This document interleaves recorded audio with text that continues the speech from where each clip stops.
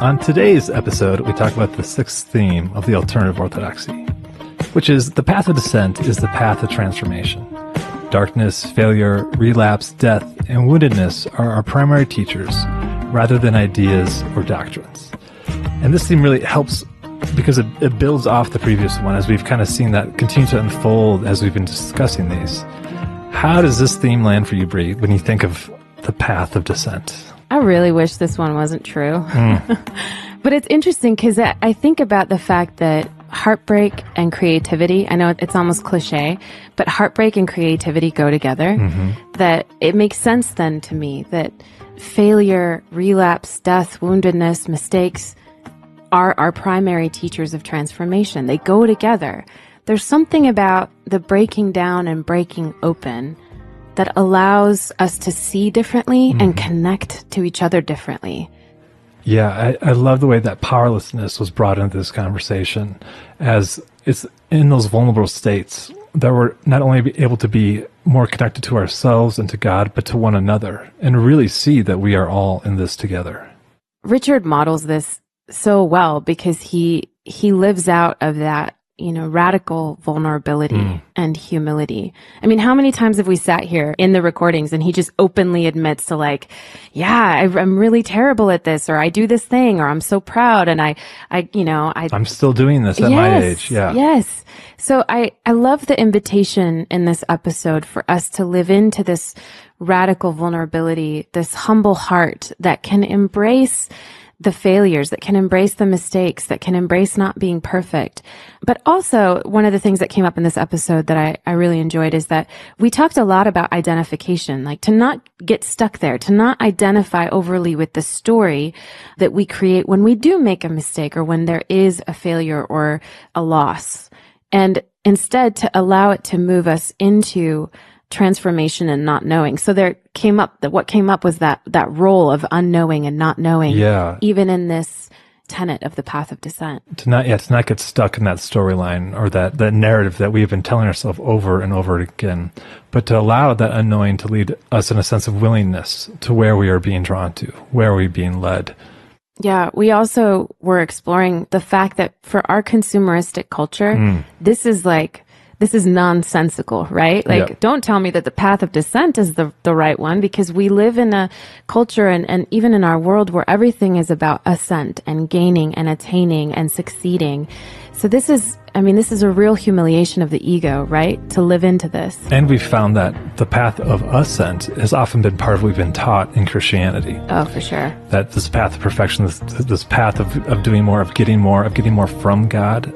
And as we talk about in this conversation, it is almost the opposite of what Jesus was teaching.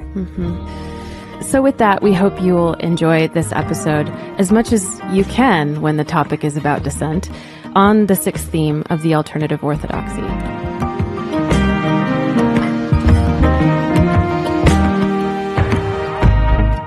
I hope you're all ready for this real downer of an episode. Downer. Do you see what I did there? Good. Well played. Yes.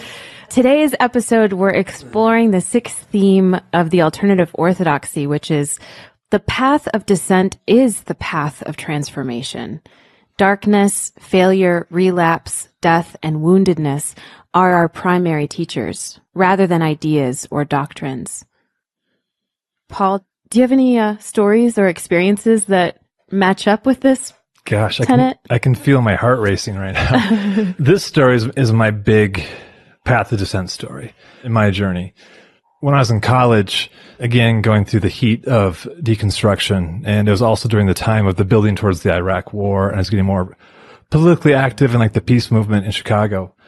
And so I could just feel myself in this time just taking on more and more darkness in a way. I was on the train in Chicago and I saw these 3 young hip hop artists, and they were freestyle rapping about the war and what it was like to be a black man in America. And it was like the straw that broke the camel's back. And I just felt myself take on the despair of the world and feel like I'm going to put this on my back and I'm going to fix it. It's my job to do alone. And as we've talked about before, putting the burden of sin on yourself is not yours to do. It's a collective. But I did my best to put it all on me. And in that despair, sad to say, I went out and bought a bottle of bourbon as a way to try to escape from what I was feeling, this darkness. Sure. And the next thing I remember is I woke up in the hospital. And really, my brother was holding my hand. I opened my eyes. There he is holding my hand. I don't know if he's crying or praying or both. And I closed my eyes because I'm like, I have got to wake up from this dream. This is scary. And then I fell back asleep and I woke up, but the doctor took the catheter out, which is a very memorable moment. And I just remember I was unable to speak. I was just so dehydrated. And the doctor's like, why did you try to kill yourself? Oh my goodness. And I said, I didn't. I wasn't trying to, but I couldn't speak because my voice was so dry. And he's just like, just another college student, partying too hard. And I couldn't get the words out. And so I went through this very dark season of depression, despair, not knowing what had happened, how I had come to this point. And thankfully, my brother was in seminary just down the street, so he was an amazing aid. And I talked to pastors and therapists trying to figure out, how did I get to this point? And I just couldn't get out of this deep, dark funk. So for months and months, I was living like this, just seeking answers, crying out to God, where are you? Where are you? And then months later, I was taking a test of all things, and I heard a voice from within saying, I love you just as you are. It's not up to you. And so I quickly finished the test. I'm sure it looked like I knew what I was doing, but I'm sure I bombed that test. And I ran back to my apartment and just started writing in my journal, just over and over again. This voice got louder and louder and clear of, I love you just as you are. It's not up to you. And it was this renewal of not trying to do it perfect anymore, but I needed to go through that. I mean, I don't wish that on anyone. It was a terrible season of my life. Sure. But it was that path of descent of going to my lowest low and then having God speak to me and just say, I love you just as you are. And through that relationship and that intimate moment with God speaking to me like that, and through a community of friends and support, I was able to fully feel that love. And it spurred and energized me in a way where I was able to see kind of what you're talking about. I'm just one part of the body. It's not just up to me. And that my role is to show up in love and receive love and give love. It was a turnkey moment in my own journey of how I looked at my supposed sense of perfection and what woundedness could teach me and despair could teach me, and has made me a lot more honest with myself in my life about where I'm at and how I cannot fix this absurd world, but I can show up and do my small piece. So that was a big path of descent moment for me. Oh, but it lasted a while, a few months, years? Months. Months. Yeah. And that falling into God was a complete surprise. I know I was crying out, working towards some sort of sense of healing, some sort of sense of newness. And I do love that it came when I was taking a test, of all places. Here I am trying to get a good grade, and all of a sudden just awash with the love of God. And wow, what a new life after that.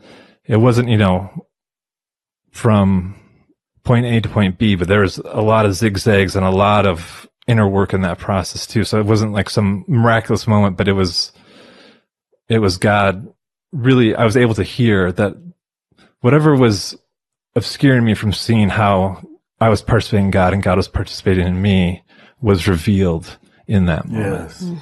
Can I ask, when you were there, did you find yourself, and you don't have to agree, returning to almost a simple childlike understanding of your Christian faith? Yes. Yeah. It was so simple and so beautiful. And, and I didn't feel the need to have to explain everything, or you just grabbing on. It's the truth of the shipwrecked again. Yes. You were shipwrecked. And any log you can grab onto. And those are usually the ones you were given as a little girl, little boy. That's why we've got to give that to our kids, because they're going to face such moments. And sophisticated theology is not helpful at that point. Yeah. How about you two, Brie or Richard? A story come to mind about the path of descent? Yeah. First, I just want to thank you for sharing that story, Paul, because in it was such vulnerability, but in it, how you talk about the time, how long it takes, that oftentimes being in that state, we try to rush through and rush out of it, and we're not comfortable being in those spaces. And then we miss the opportunity to experience ourselves as transformed or hear that voice, that inner voice. So, and you just brought up parenting, Richard. What came to my mind when I thought about this is where I currently am with my son, Soren, who's 10. And first of all, nobody told me that puberty starts so early. Like, nobody warned me that there were going to be really strong feelings at 10 that were going to come out. But, I'm watching him go through these experiences where hormones are just rushing through him and he doesn't know what to do with it. So he's having these kind of like angry outbursts, like just really small things, just really angry, and just kind of storms up to his room. And what I've started to do is I just go up with him, go up to his room, and then I sit down with him and I let him rage and I let him fury and I let him have all that out and just sit there. And I sit there with him. And sometimes I'll ask him, would you like me to sit next to you? Would you like me to hold your hand? I'm so sorry that this experience is so uncomfortable.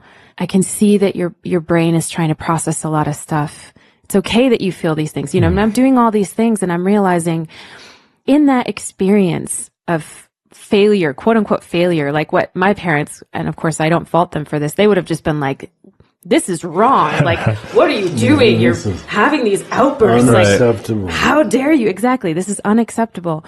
When I move into that space with him, and I don't say to him that it's unacceptable, he's beginning to learn how to deal with those strong emotions, how to calm down, how to welcome them in, how to not just dismiss them.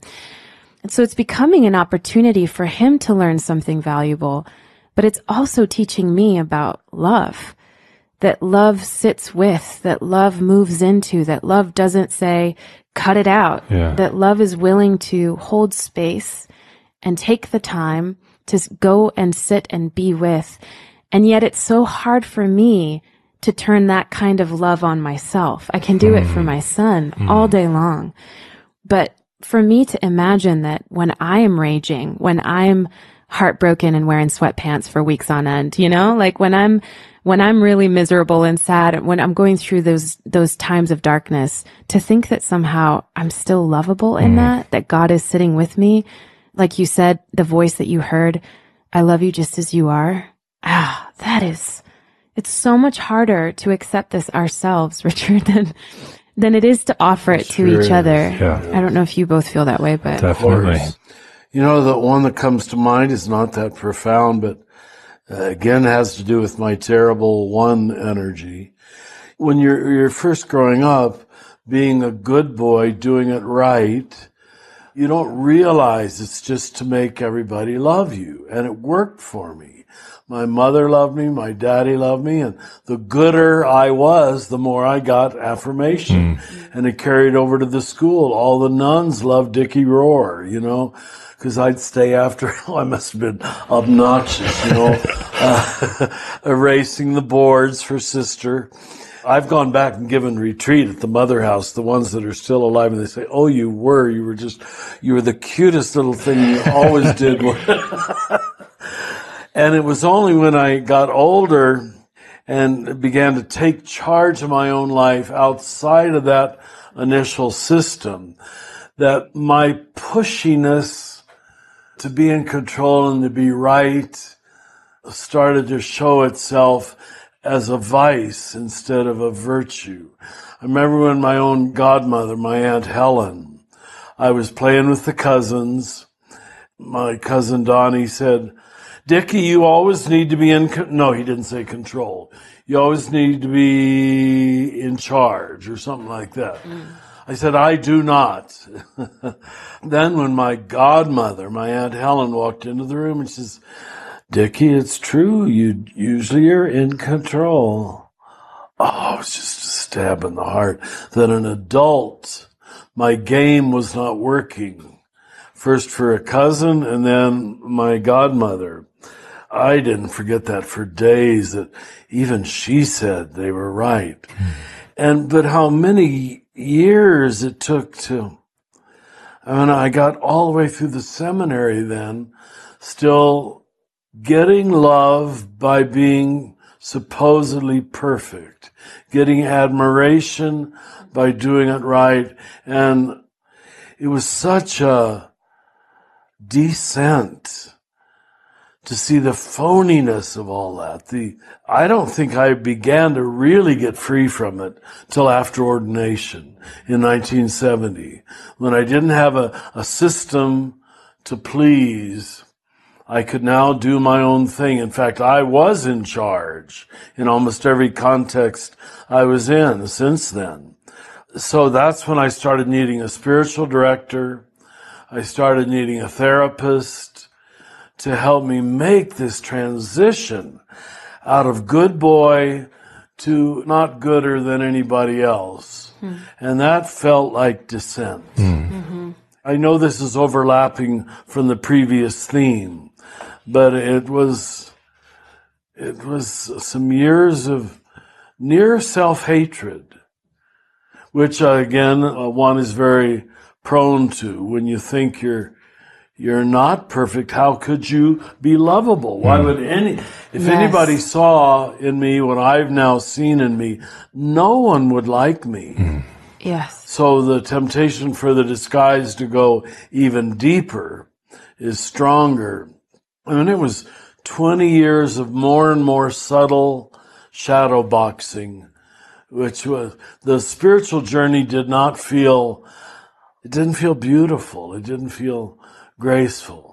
Now, of course, that was the charismatic period too, where we could raise our hands and sing in tongues, but even that felt often like a covering of my real feelings, to move into a somewhat pseudo ecstasy and pretend that I had earned that.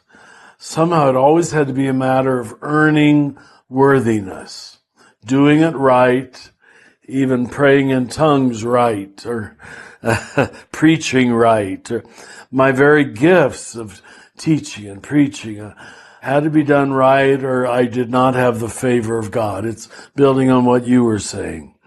That sounds like no suffering, but it's an interior suffering that's even more subtle.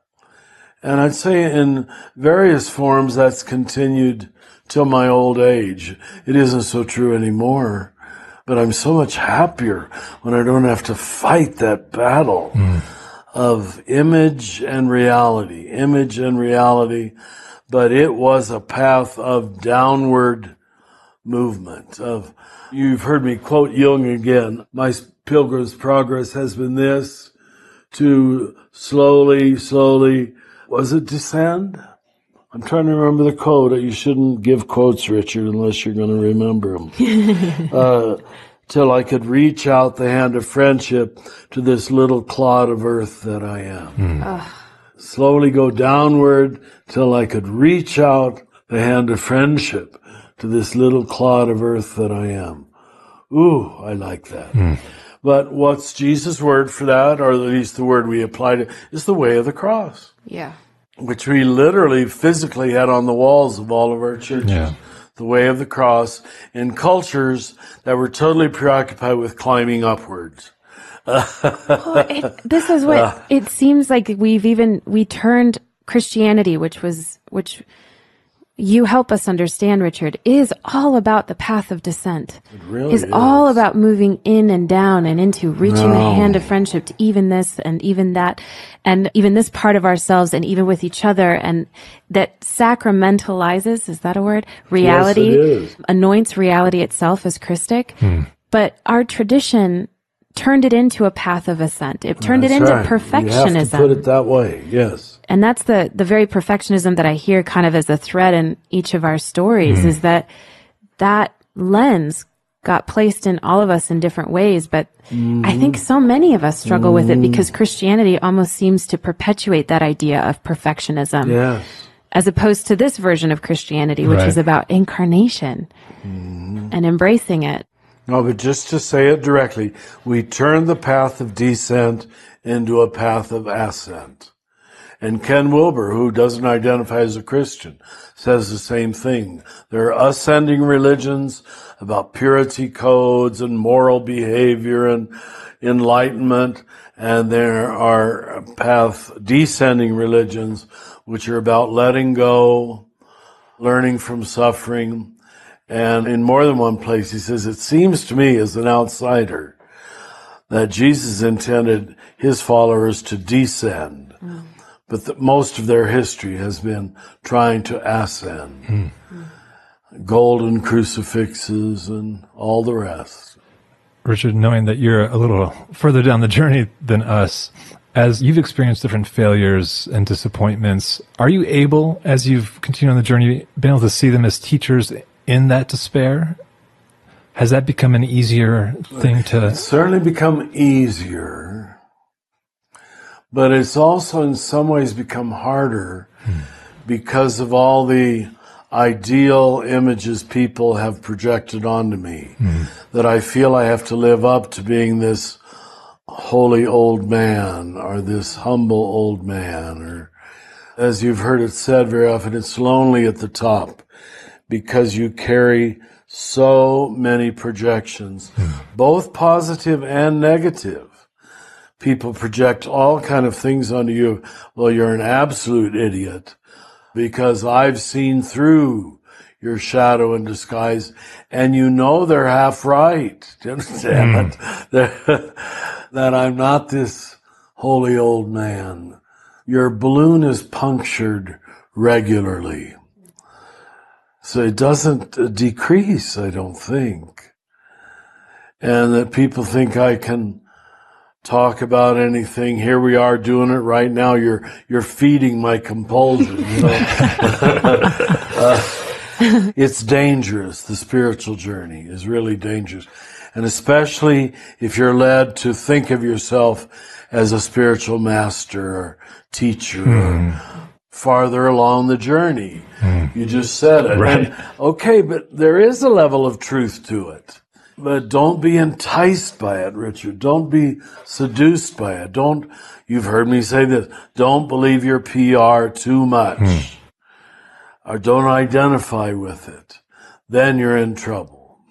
And you can't see the ways in which you're not a spiritual master at all. I feel a little bit like I'm turning into a broken record, but I'm seeing themes that keep coming up for us where in many ways it seems like the path of ascent is all about having power and control and attaining, whereas the path of descent is more of that power with communion model that we keep wanting to live into, more of that Trinitarian flow.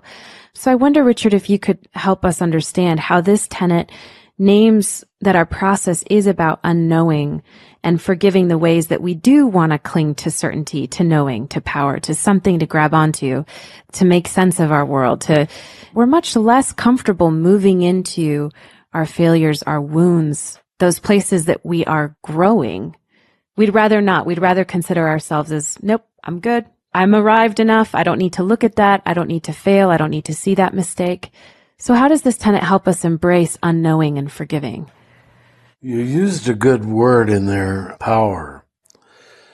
I don't think Jesus' message is about any one social issue. Racism, sexism, homophobia, militarism, consumerism, pick any of the isms that we're all caught up in. They're all undercut by a simple recognition that the ego wants power. And once you see that your power needs are out of control, that they're not about truth, they're about control. And people in the early say, no, I've got to do this to speak my truth to power, not realizing even in that's dangerous. Now you're the powerful one. And the power person is properly humiliated by your speaking truth to them. So where I gain confidence to talk that way is in the three temptations of Jesus, that Jesus himself has to face. I think it's Matthew 3, isn't it? He was led away by the Spirit into the wilderness to be tempted by the devil. It's like a necessary being led. But isn't that interesting that even the Spirit seems to, it sometimes says driven by the Spirit into the wilderness. I hear the Spirit drives us into necessary temptation. For 40 days he fasted. In other words, he emptied himself out. That's path of descent again. At the end of them he was famished. The tempter approached him and said, and this is the primary temptation, to make you doubt your divine ontological identity. If you are the Son of God. All three start with, if you are the Son of God. Tell these stones to become bread. So for me, it's the temptation to seek the miraculous, the spectacular, the effective, the practical, what works, what immediately works. Give the poor bread. Then he took him to the holy city, set him on the parapet of the temple. If you are the Son of God, throw yourself down. So the misuse of Scripture itself for diabolical purposes, that the devil can quote Scripture. Wow, how can that be applied? When Jesus quotes Scripture back to him. Then he took him. The third one that's religious power, the second. The third is political power. The devil took him to a very high mountain and showed him all the kingdoms of the world in their glory. All these I will give you if you will only fall down and do me homage. You pay a big price for wanting political power. You almost have to bow down before all kinds of idols of popularity, deceit, till we're in the state we're in today, where deceitful language even becomes acceptable on both sides. It's an entire world of deceit. So in other places, Jesus calls Satan the father of lies. So that was probably more than you wanted for an answer, but power is the real issue, and all of us have to discover whether we're on the victimizer side or the victim side. The victim can easily rise to, there's a power you can't question. I was victimized. So you can walk around like a victim the rest of your life, in charge. You can't dare touch me. Permanent victimhood used now for your own self-aggrandizement. This is the world today. Every one of the aggrieved groups has now found its way to use power. So I think this still deserves a lot of analysis. How that's the foundational demon. Yeah. And if you don't have a path of descent, spirituality made clear in your mind and heart, you'll almost always fall into it. I was telling Paul, he dropped in my office early this morning. Did you ever hear about the president of Uruguay, Pepe Mujica? They say he's the poorest president in the world. He just does everything to model powerlessness because he isn't a bona fide Christian or a bona fide capitalist. We pay no attention to him here in North America. If you can see the movie Pepe, I'm in love with him right now. He's like, put Che Guevara, Nelson Mandela, and St. Francis together. And here's this sweet old man. He's 80 now. He walks around his little village with his three-legged dog. And the very name of the movie, it's all in Spanish, by the way, with English subtypes, is A Superb Life. And you should see the crowds the last years of his presidency. He's now out of office. We're just adoration because Latin America isn't used to people who don't abuse power. I've always said the Catholic Church brought the gospel to Latin America, but it didn't bring justice, any notion of justice. So when you have a president of a Latin American country really not just talk justice, but live justice. Oh, by the way, he was in solitary confinement for 10 years. Can you imagine? Wow. And he talks about what that taught him. You've got to see the movie. Yeah. You'd really love it. I'd love the whole staff to see it. Wow. Pepe Mujica. Pepe is short for Joseph, huh? I'm not sure. Oh, that's Italian. His father was Italian. His mother was Spanish. Yeah. Mm-hmm. Wow. Another name for everything will continue in a moment.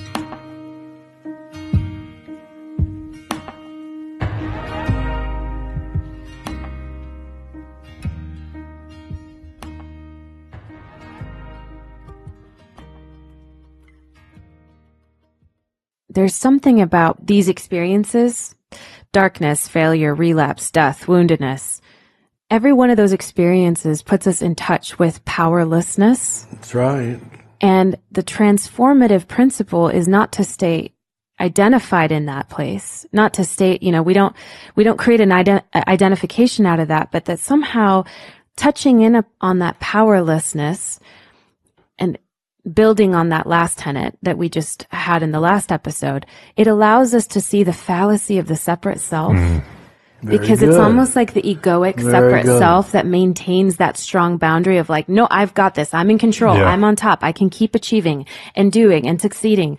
And those kind of end runs into the failure of our own systems, salvation projects, as you call it, Richard, is what helps us recover a connection of emptying, of powerlessness that actually draws us closer together. Because as I'm listening to you, Richard, each one of these experiences is really like when you are in darkness, when failure happens, when you face death, when you are deeply wounded, when you are in the midst of those experiences, that's when community really comes in. Yeah. That's when that mirroring happens, when people draw around you.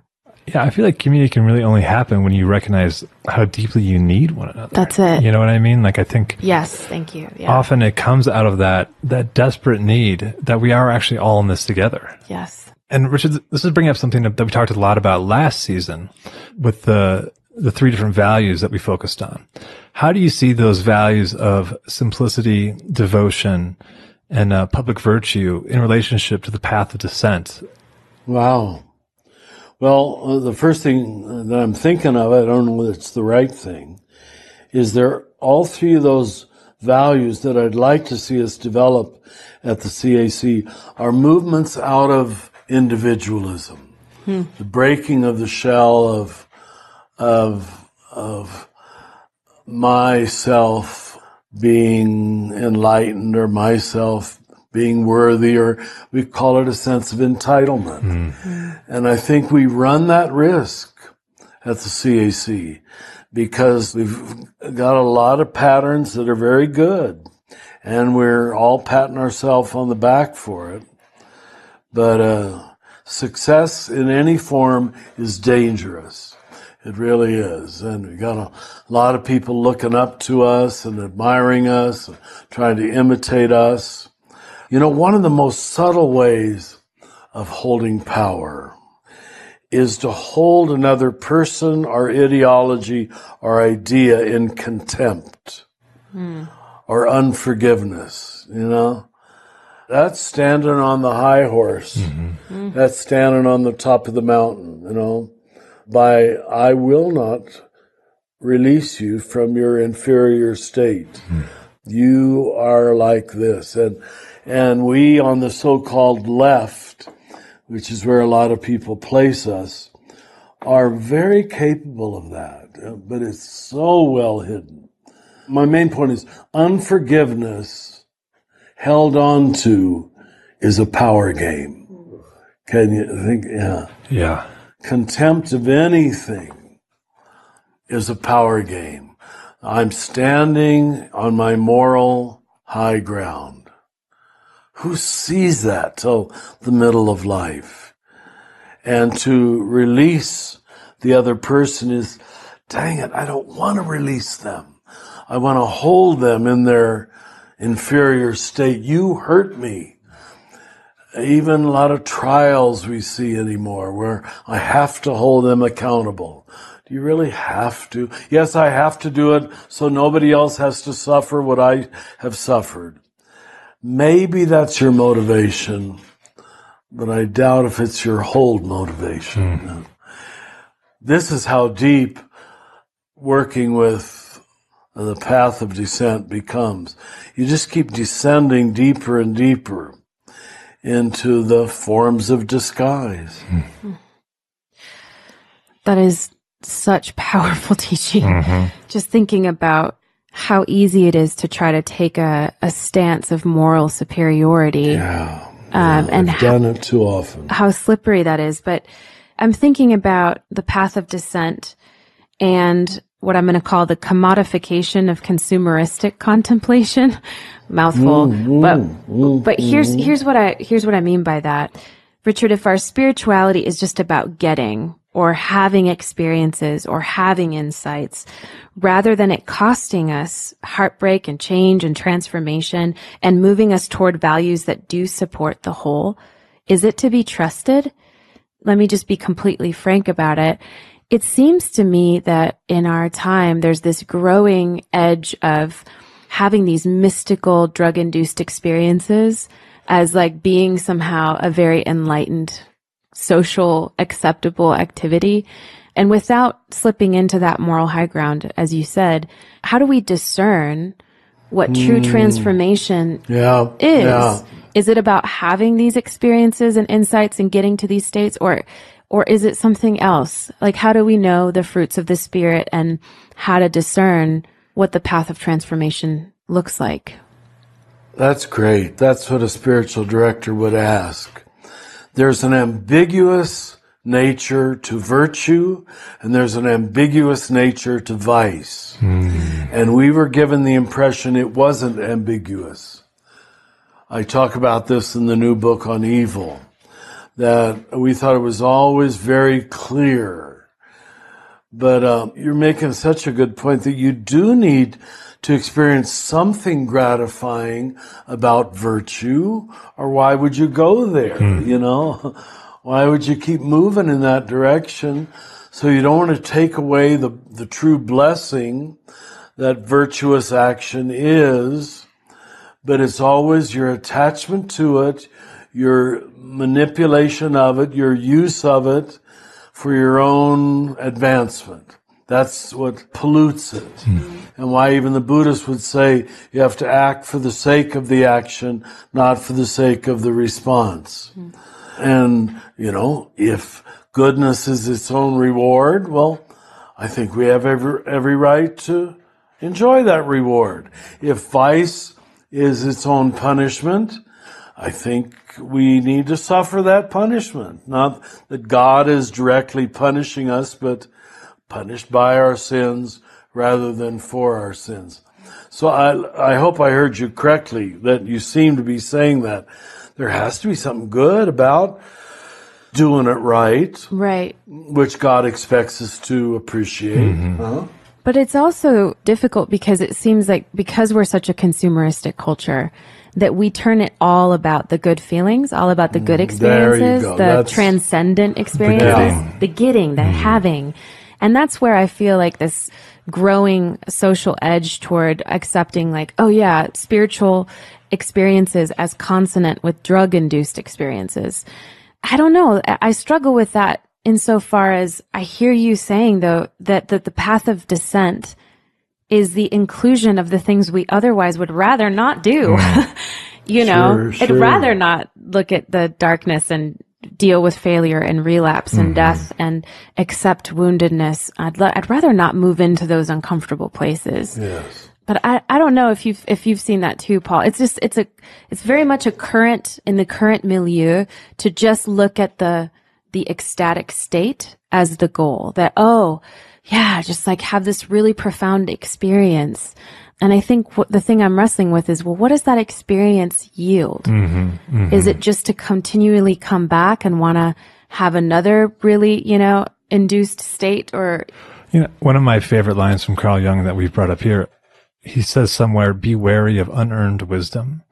There's something about it that connects the path of descent for me, of being able to follow the threads of where that despair and woundedness takes you, and the lessons that can become more embodied through that experience of descent. Mm-hmm. And I'm wondering, Richard, I mean, do you think like a good marker of any mystical experience would be, are the fruits of the Spirit present and sustained after that? Like, would that be a way to see whether, I mean, I don't want to get into nitpicking about what's authentic mystical experience and what's not, sure, but trying to think of a way to look at it from a healthy standpoint.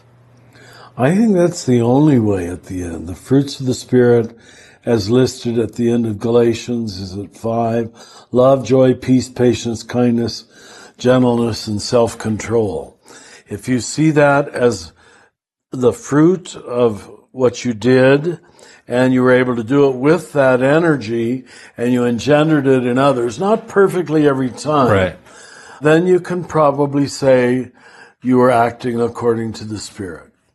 It has to be subtly interpreted, but there's almost no other way to know. But then it gets more naked than that, well, I don't need to be convinced every step of the way that I'm right. Mm-hmm.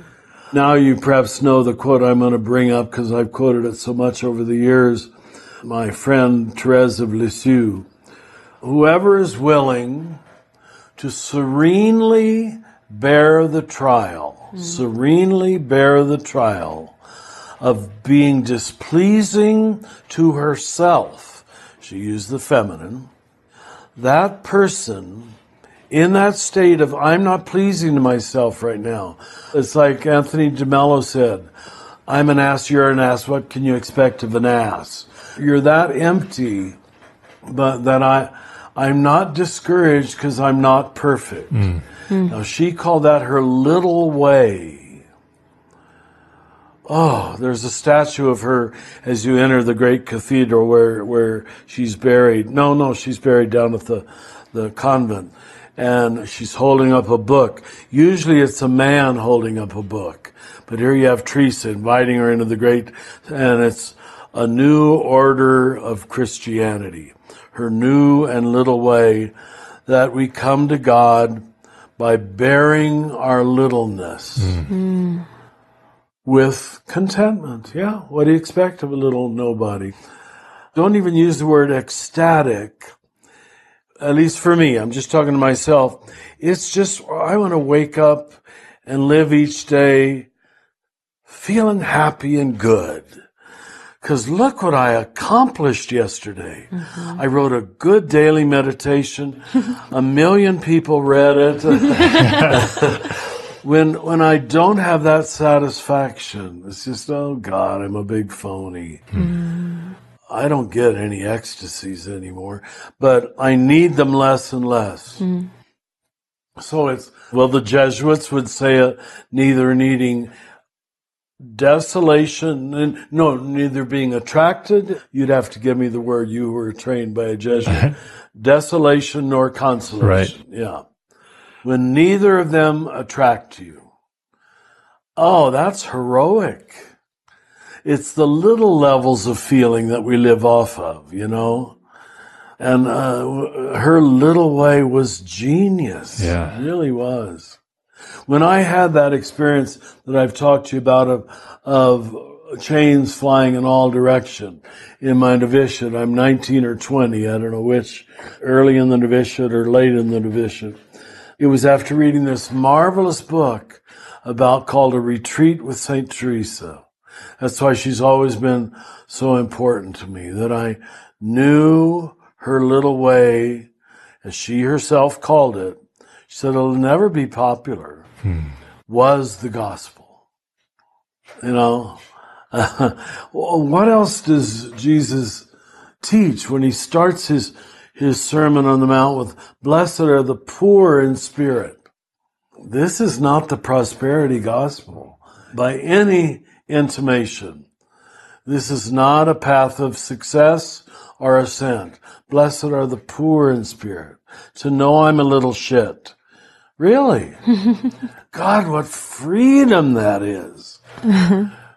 That's just good stuff. I think that line is so potent that you just quoted from Therese of the willingness, just that, even that word, the willingness being... Whoever's willing. Whoever's willing, and how that does lead on the path of descent. That's right. It's a willingness. Yeah. Yeah. To serenely bear the trial. It is a trial. Well, I discovered that quote. It isn't in her autobiography. It's in one of her letters to another nun. But in Scott Peck, is it People of the Lie or is it The Road Less Traveled? But he says, there's a lesser-known Catholic nun in France. As a Protestant, he probably had vaguely heard of her. And he says, this one line would solve most psychological problems that people have. Yeah.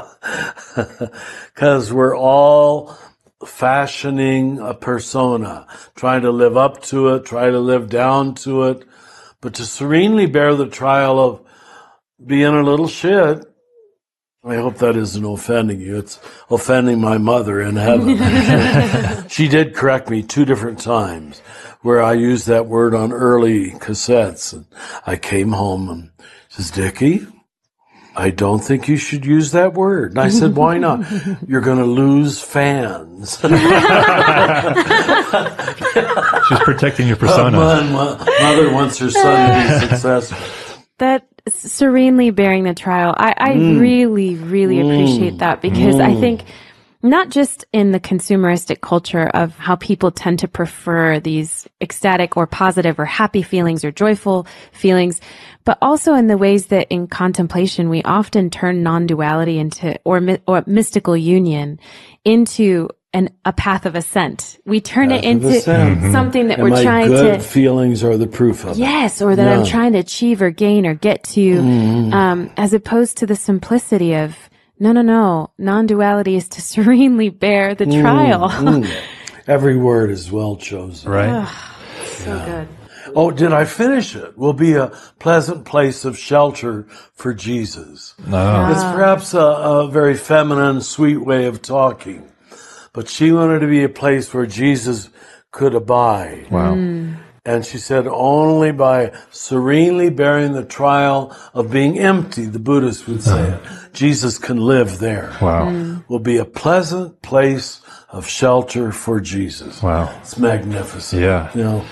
And as a way, as we think about how do we practice this theme of the path of descent, what kind of invitation would you have for those listening to be willing to serenely bear the trials, to be a shelter for Jesus? You know, don't speak up, considering the character of American conversation today. Don't say the first thing that comes into your mind. I mean, I just see it in restaurants. Conversations are becoming louder and louder and more opinionated and more hysterical. There's no silence. There's no emptiness in people. There's too much conviction. What's that wonderful poetry quote from Yeats, the Irish, where yes, you look it up. Somebody lack all conviction. How could I forget? The most passionate. Yes. Yeah, I'll look it up. She'll find it.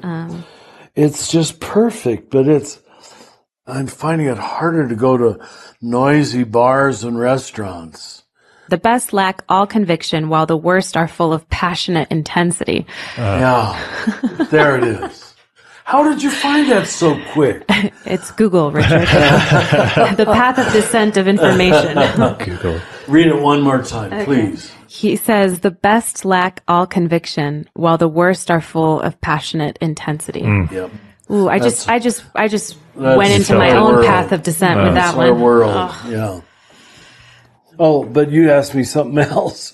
Then I quote a poet. I was asking about how we practice that. Oh, yeah. How do we practice you were naming, taking a step back from the first thought. To hold our convictions and our talky about those a little more lightly. And when everything is a knee-jerk reaction to appear to add something meaningful to the conversation and everybody's trying to get in.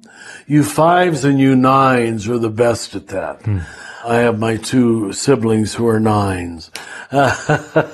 And you can just sit there and sort of let the rest of us hysterically state our case, and you don't need to be heard. One of my favorite nines who lived with me in household, in fact, he in some ways looked like you, Paul. I wonder whatever happened to John. Handsome man, I'm sure. Oh, very handsome. We had a all-day workshop with the whole community, and they were all supposed to copy down what they wanted New Jerusalem to be 10 years from now. I was leading them through it, and it was moving very quickly, and John turned his in. I hope New Jerusalem never needs to be important. And it was just like a big deflation. If you would have seen all the boxes of, we got to change the city and change the church and change the world. I hope we never need to be important. Wow. That's, self-emptying. I feel invited in what you just said, Richard, to live into that path of descent, that self-emptying, with releasing stories, both of myself and of the people I interact with, that embrace of not knowing and unknowing as a practice of the path of descent, to not live out of those storylines and identifications, both for myself and for the people that I interact with. Thank you. Thank you. Should take a few questions on this theme. Let's do it. One of the most influential teachings for me at the Living School has been moving from a powerful God to a humble God, and Jim Finley's invitation to move from a having mentality to the practice of receptivity. The daily practice of receptivity has been a profound shift in how I engage with relationship and with presence. What I find is that it's easier to practice receptivity towards the gifts of life and relationship than it is to be receptive to darkness and failure, which is the path of descent that Richard teaches about. How do we learn to become receptive to our failures and diminishment without getting mired in despair? Thanks a lot. It must be a necessary question. Yeah, because we don't want to talk about a maudlin, martyr complex spirituality. We got to distinguish from that. Reveling in being a nobody. I'm proud because I'm humble. Kind of. So maybe just saying it is enough. Be careful. That would be one of those subtle disguises we keep talking about. I think I've reveled in being humble more than once. And it takes a while to pull back from Richard and to see you're pretty proud of yourself that you don't drive a Cadillac, but you still drive a quite comfortable car, you know. You said it so well that I think you've given the answer already. Be careful. Don't go there. But you have to recognize the ease with which you do go there to stop yourself from going there. It's all recognition. It's all awareness, catching yourself playing these subversive games. And that is why we all say we need, at special times, spiritual directors or confessors or partners or real friends. Without it, we can persist in delusion for many years of our life. I'm thinking as well about how we were just talking about storylines. And I think in the times where I've experienced darkness or wounds, where I've slipped into despair, it's often because I've created a storyline. I've identified with it. I have allowed shame to say, oh, I am this mistake, or I am this wound. I am this thing that happened to me. That powerful image of Jesus healing people and saying, you are not, and I think Jim Finley says this, you are not what's been done to you. Yes. You're not your worst mistake. So just to underline what you said, Richard, I think what helps me move out of that storyline of despair or that identification is community. It's love. It's the people who can say, we're with you in this, but you are not this. You are not this thing that's happened, or you are not this moment or this mistake or this failure. Yeah, we tend to write a script for a movie that we play out as our life with the character already developed. Yeah. and the damage that can do to us. I just want to echo something that you said that is really landing for me, is just the subtlety that we need to bring to how we interact with this dissent. That is it's a subtle art to know when we're leaning one way or another, and not to just fully give over to that storyline or to what feels like complete failure, but the subtlety to know that there's a seed of new life in there too. Thank you. Well, you said it. I don't need to add. But you both introduced a word that it might be helpful to some people: story and storyline. It is very fashionable in retreat settings and therapeutic settings to talk about people need to tell their stories. And they think just the telling of the story somehow makes it sacred, when in at least half the cases, it's a storyline that is lethal, or they over-identify with. And to keep telling it, once you verbally tell something, notice this after you go on a vacation, and you always tell about this or that. It's emblazoned in your memory. That was what happened. So I understand this current language of life is about stories. Tell your story. But I'm saying, if that story doesn't evolve in its telling, if you're using the same adjectives, the same nouns, the same places, you're probably into it too much. It's probably self-serving. I offer that. I think it could help some people very much. Yeah. Because just because it's a story that you told, don't let it be emblazoned on your very skin as my story. Regarding the path of descent is the path of transformation, Richard, it seems that the path of descent and thus transformation must include our acceptance of our own mortality. To praise from 27-year-old Holocaust victim Eddie Hillesum, where she talks of coming to terms with life, she says in part, the reality of death has become a definite part of my life. My life has been extended by death. By accepting destruction as part of life and no longer wasting my energies on fear of death or the refusal to acknowledge its inevitability. It sounds paradoxical. By excluding death from our life, we cannot live a full life, and by admitting death into our life, we enlarge and enrich it. I would love to get your thoughts and comments. Thanks. Wow. I know you've already taught. I don't have anything I can improve on that. You perhaps have heard me say, I don't think you gave us your name, did you? I'm sorry. No, I don't think so. That one, I felt for many years, one of the most significant books I ever read was Ernest Becker's The Denial of Death.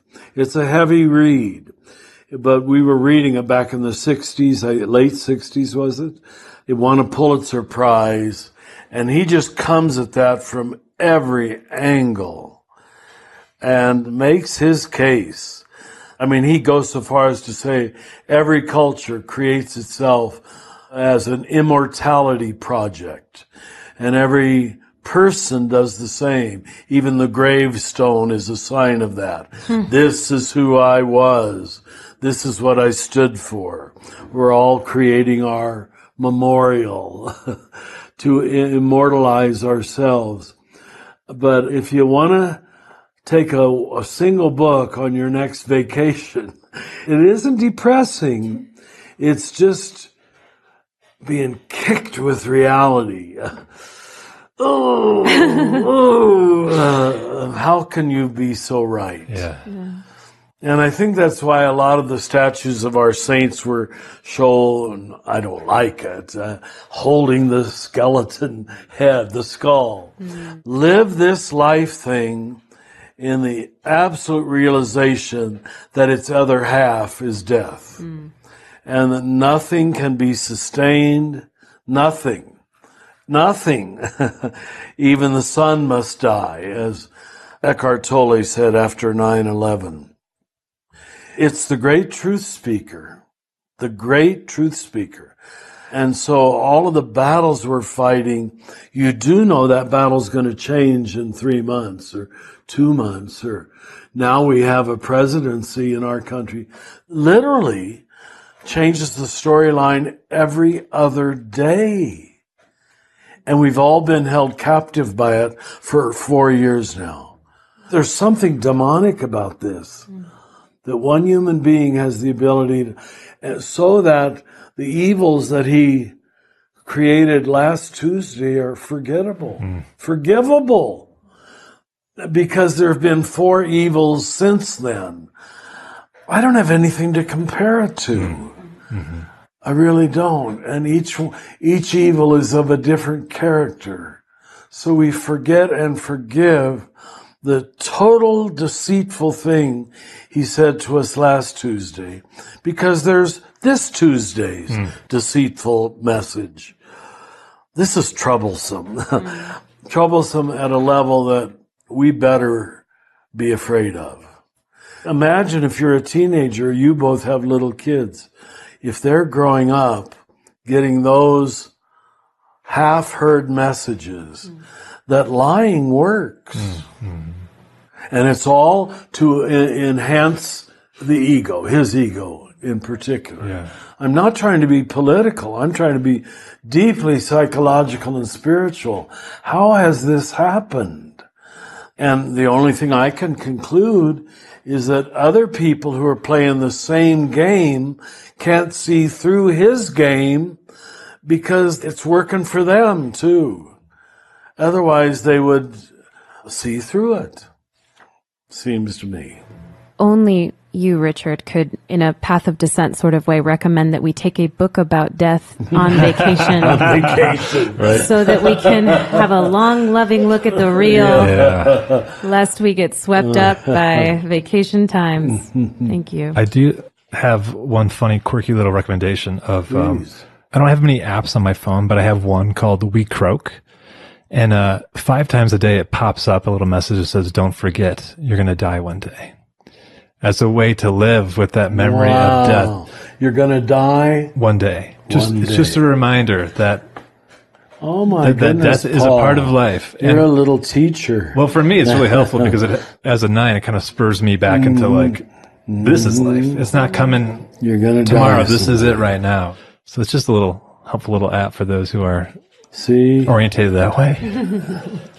You're holding the skull of the saints. Yeah, you're to live your life in the presence of death. It withdraws your false loyalty to all these things that you get so uptight about. Yeah. Thank you. Thank you all. Yeah, this is hard stuff to talk about, but thank you for staying in there, and we're not trying to be morbid either. We're wanting to say some things that liberate you for love, not depress you. So I hope we haven't said it in a depressive way. As I look at the other people in this room, they're not depressed at all. All right. Thank you. Thanks, Richard. Thanks, Richard.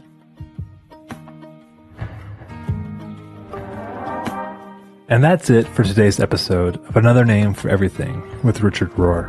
This podcast is produced by the Center for Action and Contemplation, thanks to the generosity of our donors. The beautiful music you're listening to was brought to you by Will Reagan. If you're enjoying this podcast, consider rating it, writing a review, or sharing it with a friend to help create a bigger and more inclusive community. To learn more about Father Richard and to receive his free daily meditations in your electronic mailbox, visit cac.org. To learn more about the themes of the Universal Christ, visit universalchrist.org. From the high desert of New Mexico, we wish you peace and every good.